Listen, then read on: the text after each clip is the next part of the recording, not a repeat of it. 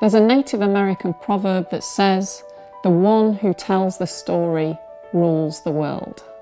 Stories have the potential to be incredibly powerful. They're able to change how we relate to each other, to change prejudice. So the potential for stories to persuade is staggering.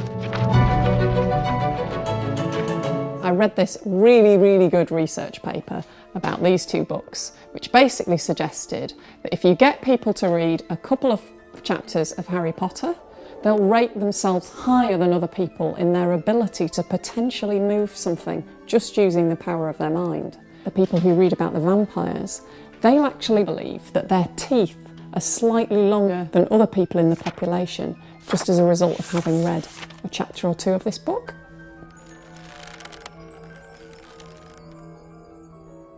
In terms of psychology, there's a few things that stories actually do to us. We get this sense that we're fully immersed in the world that we're reading about. Would you like to come on an adventure? And we start to almost feel as if the things that are happening to them are happening to us.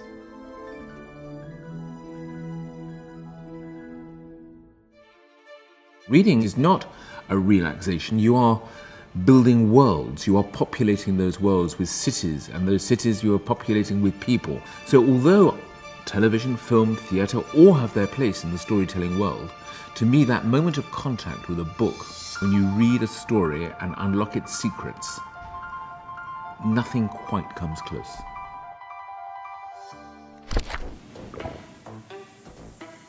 Our research has been on the meaning of individual words. If you read the word jump, for example, you activate those areas that you also activate when you do actually perform the action of jumping. So that would be about here somewhere. The interesting question in this case, of course, is, if you read about somebody else jumping, why should you activate brain areas related to jumping?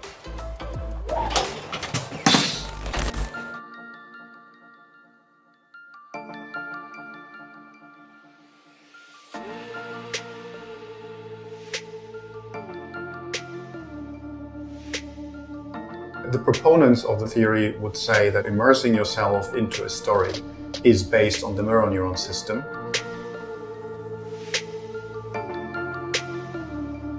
I am convinced that mirror neurons are part of this process, but it can't be the whole story.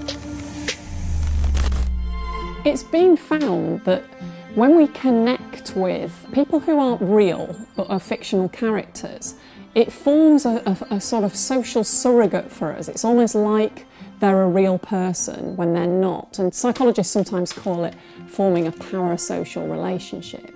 And what's interesting about that is it kind of makes us feel less lonely. And it can also buffer self-esteem and improve our mood. We know that having a lot of friendships with other people when you're in a couple is a really positive thing for the outcomes of that relationship. But what's really interesting is they don't have to be real people.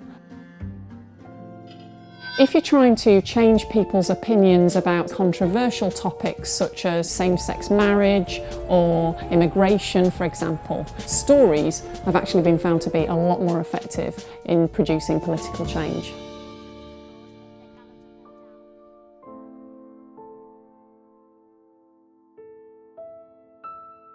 Attitudes towards stigmatised groups could be improved by reading Harry Potter, but only if the person identified with Harry.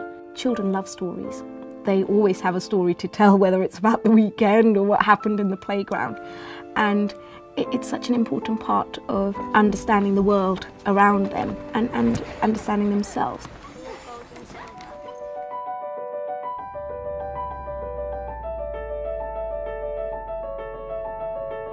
You should definitely turn this off right now and go and pick up a book.